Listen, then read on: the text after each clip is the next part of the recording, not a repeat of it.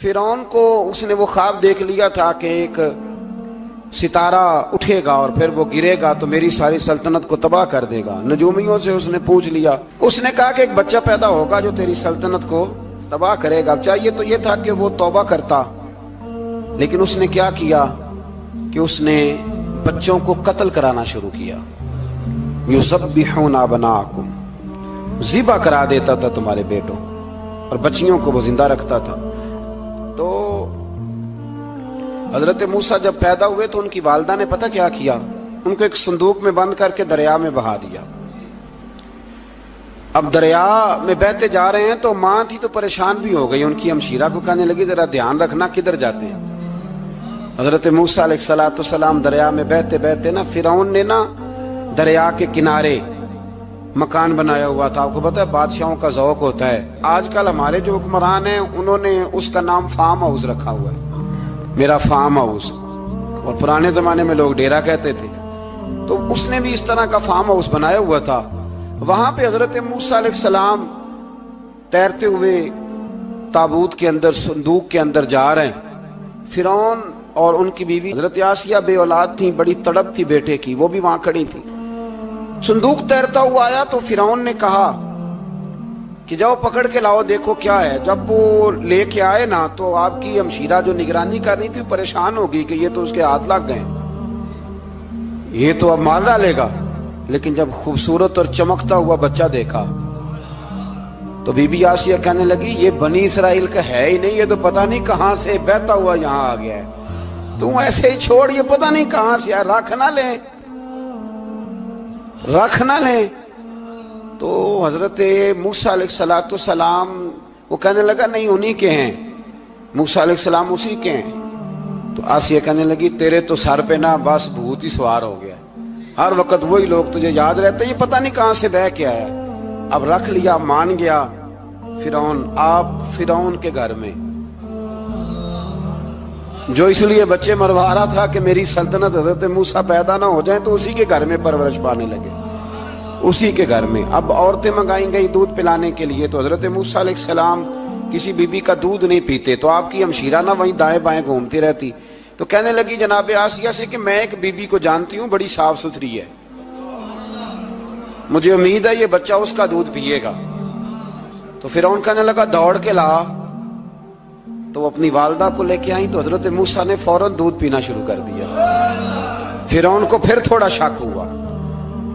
ایک روایت یوں بھی لکھی ہے بعض لوگوں نے کہ فرعون ایک دن اٹھایا ہوا تھا حضرت موسیٰ کی ابھی تھوڑی سی عمر تھی، تو آپ نے اس کی داڑھی پکڑ کے تو ایک گھونسا دے مارا، جلالی تو شروع سے ہے نا۔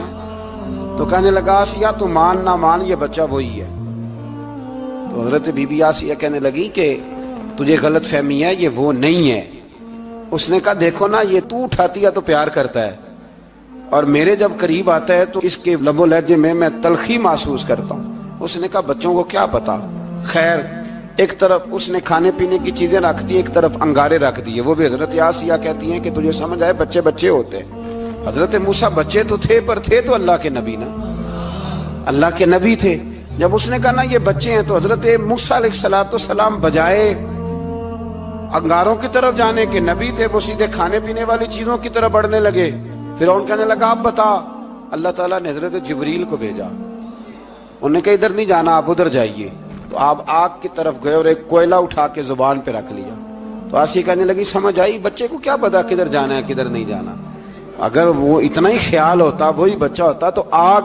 اور بعد مفسرین نے لکھا ہے یہ جو حضرت موسیٰ دعا مانگتے تھے نا رب اشرح لی صدری ویسر لی امری، یہ وہ آگ کا انگارہ جب کوئلہ منہ میں رکھا تھا نا تو اس کی وجہ سے زبان میں کچھ لکنت آ گئی، تو آپ دعا کرتے تھے کہ یا اللہ میری زبان کی وہ بند گرا کھول دے تاکہ میں کھل کے فرعون کے سامنے بات کر سکوں۔ وہیں حضرت موسیٰ پلنے لگے، وہیں پلے، وہیں جوان ہوئے، وہیں اللہ نے ساری دولتیں دی، بہن بھی ملی، ماں بھی ملی، اور سارے عزیزوں کا پیار بھی ملا۔ اسی گھر کے اندر اللہ نے پرورش کر کے فرعون کے ظلم سے بنی اسرائیل کو نجات عطا فرمائی۔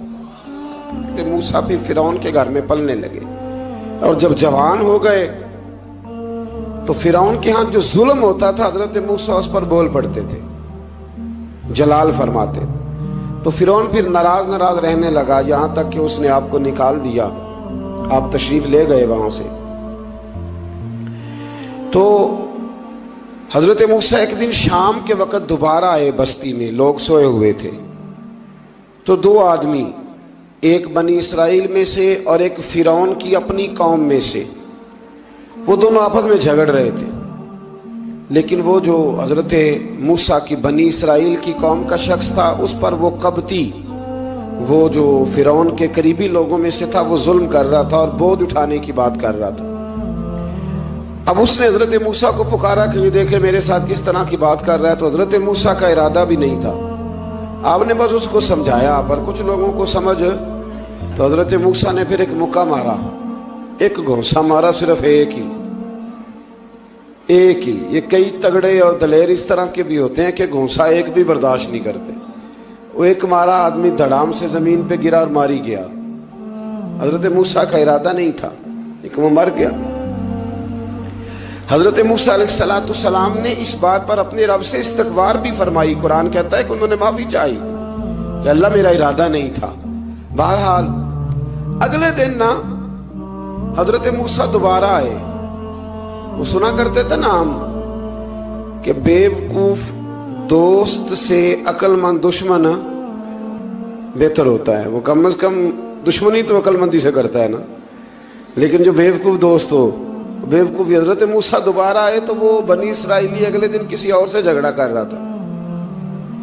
پھر اس نے مدد کے لیے پکارا تو حضرت موسیٰ کہنے لگے مجھے لگتا یہ ہے کہ تیری عادت ہے، تو خود بڑا جھگڑالو ہے، تو نے روز نیا جھگڑا شروع کیا ہوتا ہے. حضرت موسیٰ جب اس کی طرف بڑھے نہ ڈانٹنے کے لیے تو اس نے شور کرنا شروع کر دیا. کہنے لگتا ہے جس طرح آپ نے اسے کل قتل کیا تھا مجھے بھی قتل ہی کریں گے. یہ انسانوں کا مزاج ہے کہ آپ جب تک کسی کے طبیعت کے مطابق چلیں گے وہ راضی رہتا ہے، اور ذرا آپ اس کی طبیعت سے ہٹتے ہیں تو وہ شور کرتا ہے. اس نے کہا جی آپ مجھے بھی لگتا ہے ماریں گے. حضرت موسیٰ کلیم اللہ علیہ نبینا علیہ السلام کے بارے میں جب اس نے شور کیا تو بات پھر فرعون کے دربار تک گئی. وہ تو پہلے ہی بہانہ تلاش کر رہا تھا. اس نے کہا ڈھونڈو پکڑو اور معاذ اللہ شہید کریں گے. کسی نے آ کے خبر دی کہ آپ جہاں سے ہجرت کر جائیں، اس لیے کہ آپ کے لیے یہاں حالات درست. اور بھائی یہ چھوڑ دیا کریں بات کہ فلاں آدمی کے حق میں فلاں جگہ حالات کیسے خراب ہوئے. تو نبی کریم علیہ السلام مکہ چھوڑ کے کیوں آئے؟ حضرت موسیٰ علیہ السلام نے ہجرت کیوں فرمائی؟ یہ ایک ایسی عجیب بحث ہے جس کو لوگ بلا وجہ چھوڑ دیتے، بلا وجہ چھیڑ دیتے ہیں. اور بالخصوص ایک خاتون نے ایک دفعہ مجھے پیغام دیا تو میں بڑی اس کی بات سن کے مجھے عجیب لگا. وہ کہنے لگی کہ دوسری جگہ میری شادی ہوئی ہے، مجھے طلاق ہو گئی تھی، تو مجھے ایک تانا روز سننے کو ملتا ہے تو اتنی اچھی ہوتی تو وہاں نہ رہ لیتی. تو بھئی یہ کوئی تانے والی بات ہے؟ کوئی ضروری ہے کہ بیوی غلط ہوتی ہے تو طلاق ہوتی ہے؟ اللہ کے محبوب علیہ السلام کے 2 صاحبزادیوں کو ابو لہب کے 2 بیٹوں نے طلاق بھیج دی تھی. کس کی غلطی تھی؟ تو آپ کیا کہہ سکتے ہیں یہاں کیوں طلاق؟ تو اتنی جلدی بات تھوڑی کر دیں گے آپ، تھوڑی احتیاط فرمائیں بولنے میں. تو حضرت موسیٰ علیہ السلام وہاں سے نکلے اور آپ مدین کی طرف چلے گئے. مدین وہ علاقہ تھا جہاں فرعون کی حکومت کوئی نہیں تھی. حضرت موسیٰ جیسے ہی وہاں پہنچے تو ان کے اندر ایک جذبہ تھا، ظلم ہوتا نہیں دیکھ سکتے. جب وہاں پہنچے تو انہوں نے دیکھا لوگ اپنے اپنے جانوروں کو گھاٹ پہ پانی پلا رہے ہیں اور 2 خواتین ہیں وہ بالکل پیچھے کھڑی ہیں. تو حضرت موسیٰ کلیم آگے بڑھ کے کہنے لگے تم کیوں نہیں پانی پلاتی؟ تو وہ کہنے لگی ہمارا بھائی کوئی نہیں، باپ ہمارا بوڑھا ہے. اللہ اکبر. مجبوری یہ ہے، ہم ہیں بھی پردہ دار گھرانے کی، مجبوری ہماری یہ ہے کہ جب تک یہ سارے لوگ پانی پلا نہیں لیں گے اتنی دیر تک ہماری باری نہیں آئے گی. تو حضرت موسیٰ کلیم اللہ علیہ السلام فرمانے لگے اچھا یہ بات ہے تو جانور مجھے دو. وہ ہو یہ رہا تھا کہ چونکہ مرد پانی پلا رہے تھے تو اور جتنے بھی مرد آتے جاتے تھے وہ گھستے جاتے تھے اور عورتیں بیچاری کھڑی تھیں. حضرت موسیٰ جھٹ سے آگے بڑھے، پیچھے ہٹو. ان 2 خواتین پاک باز عورتوں کے جانوروں کو پانی پلایا اور پھر آپ دوبارہ وہیں بیٹھ گئے. وہ بیبیاں جلدی جلدی گھر گئیں، جا کے اپنے والد سے کہنے لگی ابا جی کمال ہو گیا، اس بستی میں ایک ایسا آدمی ملا ہے جو عورتوں کی طرف دیکھتا ہے تو نیکی کرنے کے لیے آگے بڑھتا ہے، جو مجبور اور بے کس کے لیے اچھے جذبات رکھتا ہے. فرمایا جلدی لاؤ. कुछ मुफस्सिरीन और तरफ भी गए हैं, लेकिन जमहूर ने लिखा है कि वो हजरत शुएब अलैहिस्सलाम थे। हजरत शुएब ने घर बुलाया, अपनी एक बेटी को भेजा, फरमाया बेटे बुला के लाओ। वो जब घर आए तो आप फरमाने लगे आप मेरे साथ उजरत तय कर लें, 8 साल या 10 साल आप मेरी बकरियों को चराएं, मेरे घर में रहें। और फिर फौरन ही फरमाने लगे अगर आप हमारे घर में रहेंगे, देखभाल करेंगे, तो मैं अपनी एक बेटी का निकाह भी आपके साथ कर दूंगा। तो 8 से 10 साल हजरत मूसा ने वहां क़याम फरमाया। और फिर जब आपका निकाह हो गया तो आप अपनी बीवी को लेके मिस्र की जानिब जा रहे थे, तो रास्ते में ना ठंड ज्यादा हो गई, तो अपनी ज़ौजा से कहने लगे वहां आग जल रही है, मैं तेरे लिए आग लेके आता हूं ताकि तू ताप सके, गर्मी हासिल कर सके। वहां गए तो दरख्त से आवाज आई, मूसा मैं तेरा रब हूं। दरख्त से आवाज आई, मूसा मैं तेरा रब हूं। और हजरत मूसा कलीमुल्लाह को वहां वही आनी शुरू हुई। वहां वही अल्लाह ताला ने उन्हें वो असा अता फरमाया जो फिर बाद में अज़दहा बनता था। रब करीम ने वहीं हजरत मूसा कलीम को वहीं यदे बैजा अता फरमाया। अपना हाथ गिरेबान में डाल के निकालते थे तो चांद और सूरज की तरह रोशनी दिया करता था। यदे बैजा लिए बैठे हैं अपनी। मैं कभी कभी कहा करता हूं कि मौला के देने के अंदाज बड़े अनोखे हैं। भाई यूसुफ को कुएं में फेंकते हैं तो अल्लाह मिस्र का हुक्मरान बना देता। तो फिर हजरत मूसा वहां से वापिस आए और आकर के आपने दोबारा वो सारा निजाम जिंदगी शुरू फरमाया। मूसा अलैहिस्सलाम ने उनको दावत हक दी और कहा कि मैं तुम्हारे पास वाज़े निशानियां लाया हूं, बनी इसराइल को मेरे साथ भेज दो। फिरौन ने मोजज़ात पेश करने के लिए कहा तो हजरत मूसा अलैहिस्सलाम ने अपना असा जमीन पे डाला, अपना असा, अपनी छड़ी, अपना डंडा जमीन पे डाला तो वो एक वाज़े अज़दहा बन गया। फिर हजरत सैयदना मूसा अलैहिस्सलाम ने अपना हाथ गिरेबान से निकाला तो वो देखने वालों के लिए रोशन हो गया, हाथ के अंदर नूर पैदा हो गया। यदे बैजा लिए बैठे हैं अपनी आस्तीनों में। फिरौन के सरदारों ने हक को कबूल करने की बजाय इसे जादू करार दे दिया और कहा कि ये तुम्हें अपने मुल्क से निकालना चाहता है। उन्होंने कहा इस मामले को जरा ढील दो और जादूगरों को जमा करो। जादूगर आए, उन्होंने फिरौन से कहा कि हम हजरत मूसा के मुकाबले में जादू तो दिखाएंगे माज़अल्लाह, लेकिन अगर हम गालिब आ गए तो फिर हमारा इनाम क्या होगा? सौदा पहले तय करना है, क्या इनाम मिलेगा? उसने कहा कि अगर तुम गालिब आ गए तो मैं तुम्हें अपना करीबी बना लूंगा।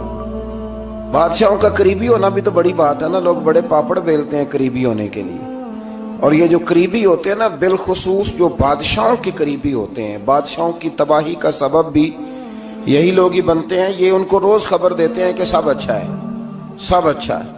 और दुनिया के ज्यादातर हुक्मरान इन्हीं लोगों की वजह से तबाह होते हैं, क्योंकि उनका खुद अवाम से राब्ता नहीं रहता।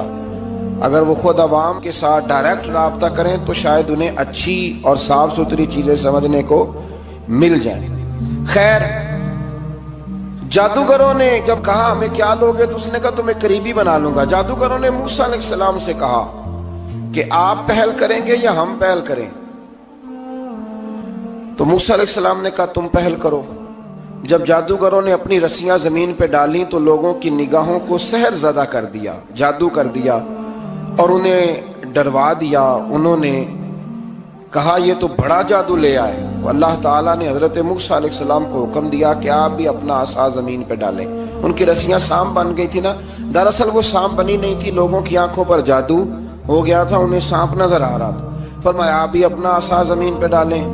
वो आसा सांप बना और जादूगरों की सारी चीजों को निगल ही गया।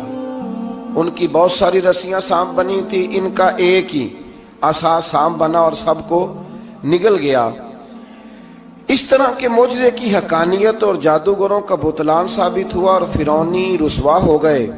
जादूगर सजदे में गिर गए और अल्लाह पर ईमान ले आए। फिरौन ने उन्हें धमकी दी कि तुम मेरी इजाजत के बगैर ईमान ले आए हो, मैं तुम्हारे हाथ और पांव मुखालिफ सिमत से काट दूंगा, यानी उल्टा हाथ काट दूंगा, सीधा पैर काट दूंगा। मेरी बगैर इजाजत ईमान ले आए हो और तुम्हें सूली पे भी चढ़वा दूंगा। उन्होंने कहा कि ईमान लाने की पादाश में तुम हमें सजा देना चाहते हो। फिर उन्होंने अल्लाह ताला से सब्र और इस्तिकामत की दुआ की। اس کے بعد فرعون نے بنی اسرائیل کے بیٹوں کو قتل کرنے کی اور بیٹیوں کو زندہ چھوڑنے کا حکم دے دیا۔ موسیٰ علیہ السلام نے قوم کو صبر کی تلقین کی اور کہا کہ نیک انجام اہل تقوی کے لیے۔